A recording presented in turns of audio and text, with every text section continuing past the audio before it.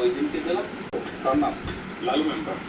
এই লালু মেম্বারের কাছে আমরা যাব, তবে তার আগে মাছ কিংবা হাফেজুল আমরা এই পাঁচজন মিলে সুন্দরবনের একটি বাঘ কিছু না আমার কাছে প্রজেক্টে ছিল না তো? না